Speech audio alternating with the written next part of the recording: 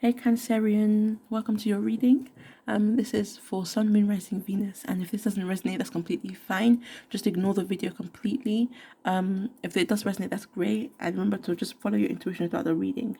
So this is I split them three here and two here because when I was shuffling, these three came out really quick, but these two took so long to pull out of the deck, like quite probably about 2 minutes or so. It felt like 5 minutes, but I wasn't really counting the time. But I did feel like a long time, just shuffling, and then these two eventually came out of the deck. But these three came out really fast.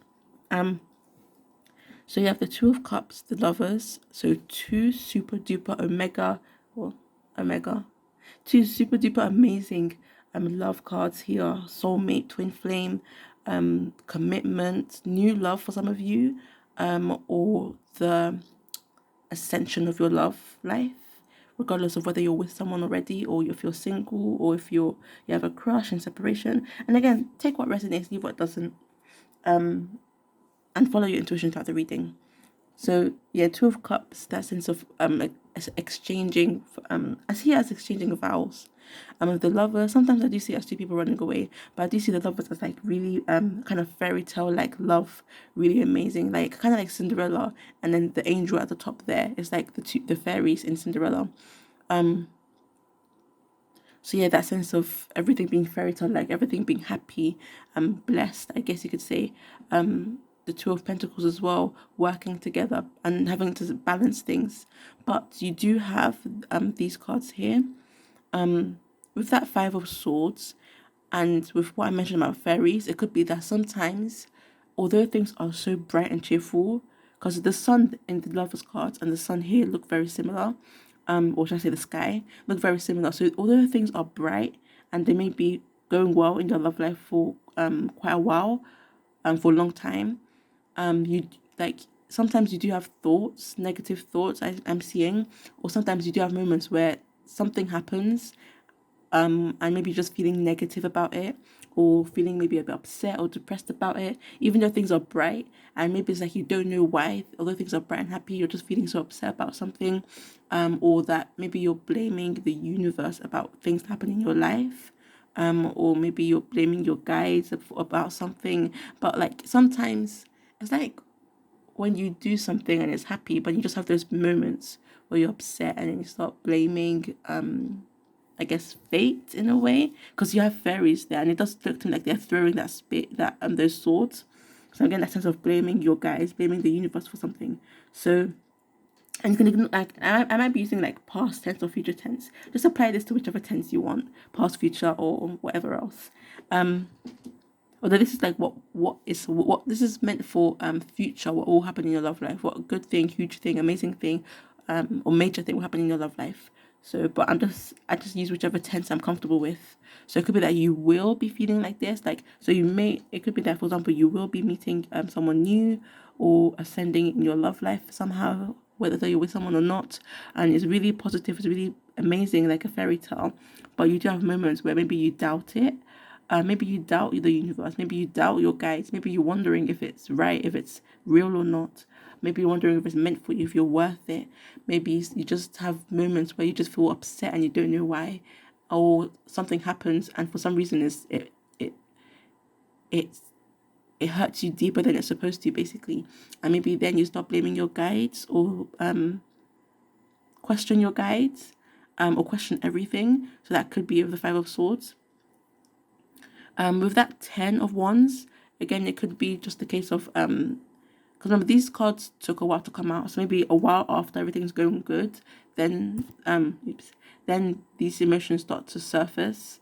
Because again, it took a while for these two cards to pop up. And at the top of the deck as well, you do have this card, but we'll get to that later. So yeah, with that Ten of Wands, there's again that sense of having to work hard on, I'm seeing, not allowing this to dominate your life, but also in your relationship. Like it goes really well, but you still do have to put in some effort. Oh, 444. I just saw 444. And but the other way I did see that Ten of Wands was that you meeting someone and building something together. You have that Two of Pentacles as well, working together to build something like a castle. I'm seeing with the castle there, and fairy tale, you know. So building your castle together, so building something amazing together. It doesn't have to be an actual castle you're building together, but just doing something really amazing, building something really amazing together, and with the person who you are with or will be meeting. But knowing balance, having balance, I guess balancing your time, like with the infinity sign as well. It could be just balancing your thoughts with that Five of Swords, or working together. And I'm seeing it mostly as working together. You may even travel together as well. Okay. And like knowing how to spend your time and how to spend your money, and who to give your attention to, who to give your money to, things like that. Okay, so with that, at the top of the deck, Eight of Swords. So again, that sense, I feel like this is especially linked to this Five of Swords feeling. That sense of, because that part of that moth can't move on when it's having all these thoughts. Similarly, this woman can't move anywhere when she's not only bound by the that vines or rope, and not just because she can't see where she's going, but also because of the swords around her. So that sense of you can't do anything, feeling like you can't do anything about your thoughts, and it's an obstacle you can't see, an obstacle you can't do anything about physically, but something you have to overcome by yourself. And if you like, well, not, it doesn't have to be by yourself, but it's up to you to overcome it. It's not like with when you're physically ill, you can ask a doctor to help to heal you. When it comes to the emotional side, you can have outside help, but in the end, it's up to you to find ways to manage it. So I'm getting that sense of that Eight of Swords, so you can move on and enjoy the relationship. So that's like a future message maybe, or how you may be feeling like in the future, like you can't move on, or feeling stuck, or feeling like hopeless maybe as well, like your thoughts are too much, overwhelming, or maybe the words of others. It might not be your thoughts, maybe it's the words of others that make you doubt. With that Five of Swords, that make you feel like you can't move onwards, that make you feel like you're stuck in this mist, in this mystery, in this maybe depression or negativity. So stuck in the negativity. So yeah, I'll leave it like that. I won't go too far into that card, but you know what I mean, hopefully. So you have the Chariot card. So I just noticed the colors look very similar to this, kind of similar, like yeah. So with that Chariot card, again, that's okay. With this Chariot card, and underneath the deck, so where is it? Here we go. So Chariot card was second. So this was at the top of the deck. And after that is the Chariot card. And after that, then at the bottom of the deck, you have the Hangman. So that sense of having to let go. And similarly, she's stuck and bound and can't move, and he's stuck and bound and can't move. So having like the sense of having to sacrifice something in your love life, having to, like, in order to move forward, you have to get past the confusion and the confliction, especially if it's mentally or to do with other people's words. Like, I'm seeing this as a sense of your thoughts being kind of muffled or confused, like your words and other people's words being confused. So like you have your own beliefs and stuff, but when other people start adding their own words to it, it kind of mixes with you, like influences your own thoughts, if that makes sense. For some of you, for others of you, could simply be feeling like knowing what you're going through is amazing, but feeling negative about it either way. So being able to overcome that confusion and that sort of polarity, with the Hangman as well, having to let go, or rather meditate, having to maybe wait, stay and meditate and calm down first to achieve that clarity and see things from another way. Because although she's blindfolded, he's not, and he can see things differently. She's blindfolded, so she's not sure. So, and not just because she's blindfolded, but also because of the way she's bound. They both of them, they are stuck in place in different ways. For this one, it doesn't look as gloomy as with this one. So with this one, I'm trying to say, how do I put it? It's like you're in a room and you're walking through the room and you don't know, and you can't, and it's a dark room and you don't know anything around, and there's a sense of fear of maybe like who to trust. Like think of like horror movies in the dark, kind of like that. I'm not sure of who to trust, and you're getting all these thoughts, and your thoughts are making you more scared, and you probably don't want to move at all because you don't know if you're going to bump into something. Maybe like there's a river nearby, or I don't know. Let's just imagine like there's a volcano nearby, there's a river nearby, and you're hearing all these weird sounds. You don't know. You're hearing all these weird voices as well. You don't know which way to go. It's kind of like that is what I'm getting with this card. With this card, however, it's like it's more like rather than being in a dark room, it's like embodying different people, or rather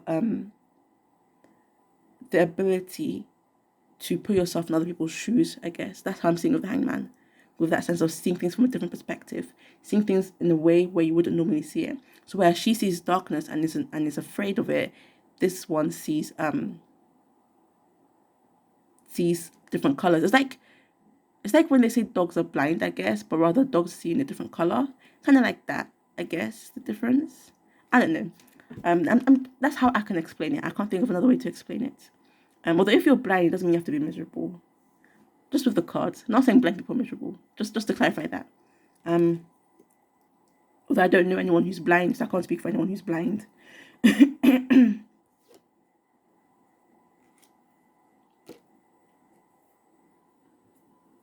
So yeah, with the Fool was under. So this is at the bottom of the deck. Then this is at the top of the deck. So interesting. Bottom of the deck and top of the deck. So 2 cards to do with being tied up, bottom and top of the deck. One being more miserable, one being more seeing things differently. Seeing multiple truths, basically. So I guess maybe like by the end of it, you'll be more like this. So maybe you're a bit like this now. Maybe this energy is a bit now, but you're learning to see things from a bit differently. So just because it's dark doesn't mean that it has to be scary, I guess. It's the Hangman. And then the Fool. So with that one, there's a sense of having faith and believing. So yeah, I feel like that is again a message, having faith and believing, and just trusting in yourself, trusting in the universe, trusting in your guides, and exploring your ideas, explore where your heart wants to go, being carefree. Kind of like they're both wearing the same clothes. I see them as the same person often. I think they are the same person. What happened to his dog, I wonder. So I kind of reminds me of Jack and the Beanstalk. Because it's like the beanstalk, and then he's like maybe got stuck on the beanstalk, I guess. So yeah, that sense again of what was I saying? Being carefree, because in a sense you could say this is a bit carefree rather than screaming for help. I guess he looks kind of relaxed. Imagine someone sitting like that on a chair. They would look quite relaxed. So in a way, he does look a bit relaxed, and I think yeah, he's smiling as well. So being carefree, no matter what situation you're in, just knowing to like having the ability to continue to smiling regardless of what situation you're in. So I feel like you will be able to have that, like to do that, and you just need to trust and have faith. Whereas she is, I guess, frowning in a way. So I won't go too far into the deck. I'll leave that here. I'll leave it all there. Just so you know, within the deck you do have this card, this card, this card, lots of positivity basically. Haven't encountered much negativity going down. You have another ace of wands just going down the deck. So I'll stop there. Thank you for watching. Hopefully this does resonate, and hopefully you were able to hear your message. Yeah, thanks for watching.